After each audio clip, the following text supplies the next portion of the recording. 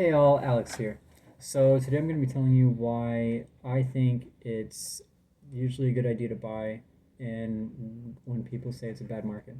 So markets, the way markets typically work, whether it be stock market, housing market, anything like that, is prices go up and down. That's what they do. They are based on supply and demand. When everybody is looking, when there's more people looking for something and there's less people that are selling it, then the prices usually go up because there's competition for it.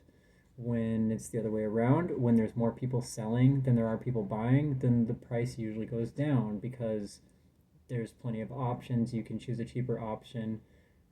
So it's based on which side has a more convenient position. So the reason why bad markets are usually actually a good time to buy in my opinion, is that for one, I have multiple properties, and if I chose not to purchase a property every time someone told me it was a bad market, I would have zero properties, and instead, I have quite a few. I have a business, I have multiple businesses that have been funded off of the properties that I bought, and I've done just fine. So there's always someone saying that it's a bad market for one. For two, even when it is a bad market, it's kind of a weird concept to me because if someone said, "Hey, it's a bad time to get a job," it's like, "Well, but I need to eat, and I need bread, I need food, I need to pay for my kids, my family, I need somewhere to live, etc." So it might be a bad time to get a job, but it's a time that I want to get a job. So if it's a time that you want to invest, a time that you want to go into real estate, you probably should.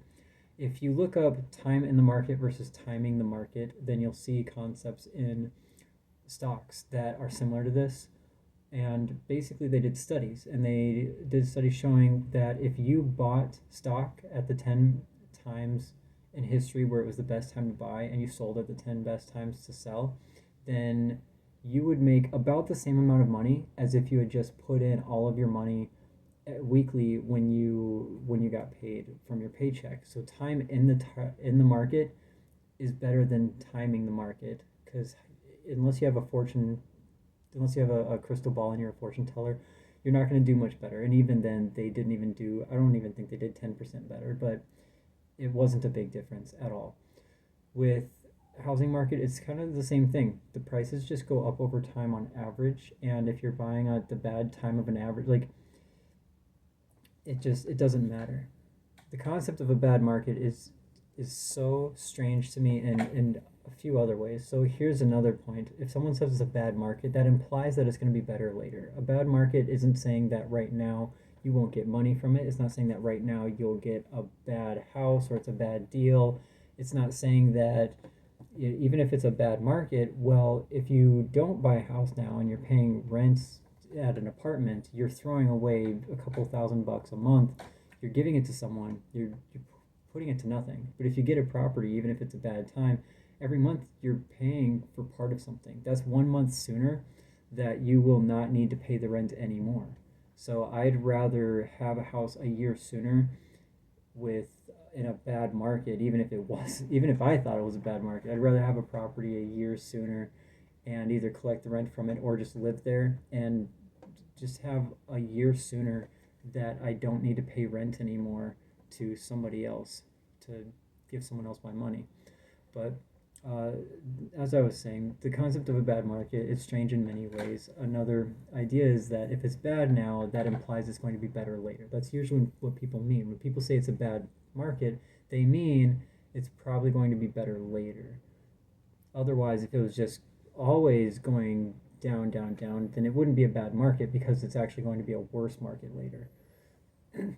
So if it's a bad market and they're implying it's going to be better later, then it's how do they know? When are you supposed to time it? When would they know that it's a good market or whatever the case may be? It's how bad is it? Because if it's bad by like 6%, which is pretty dang bad, it's still at the end of your life is going to make a smaller difference than if you purchase a property now versus getting one over the course of a year, getting one a year sooner. Another thing to consider is if you were to rent it out as well, then that's money that you get sooner.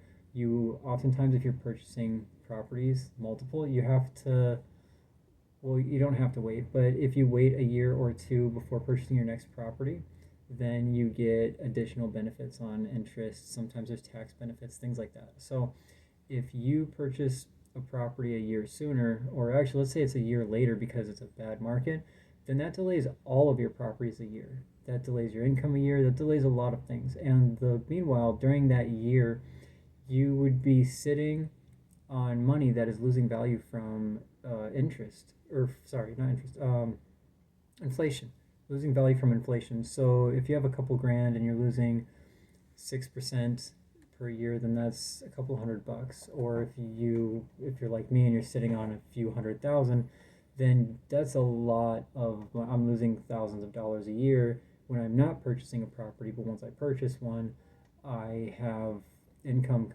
from tenants moving in and from fixing up the place, possibly selling it, and that's what I want.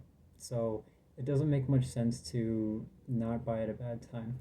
Here's the final reason, and this is probably the most important. This is one of the main reasons why I like bad markets. Actually, I wouldn't necessarily advise people to that a bad market is better than a good market, because I mean, there's a reason they call it a bad market. There's some aspect of it that's not as favorable, but I prefer bad markets. When you're in a good market, everyone's buying, everyone knows to buy, and there's competition to buy. There's investors buying, etc. When it's a bad market, a lot of people drop out of buying, and that actually makes it a better market for me. When there's not as much competition, then I find properties that no one else is looking at, and I put in offers on them and I don't have to compete. So if I go in and say this is the property that I want, this is the one that fits the numbers, this is the one that's going to make a lot of money really easily, then I get that property. And I haven't had a property before where any property where I've said I want this one, this is the one, I've always got that property. And usually there's not a lot of people bidding on those properties. They usually look fine, they're in good condition. They're usually on the cheaper end of the market, so it's not some oddity where I'm just overpaying for something, and so it's just usually favorable. I like having less competition because then I get to choose what price. I get to negotiate easier with the seller. I get to I get to have terms my way. I get to do things my way, and I get to get the property that I want. So those are reasons why it's not that bad to buy in a bad market. I hope it helps. Cheers.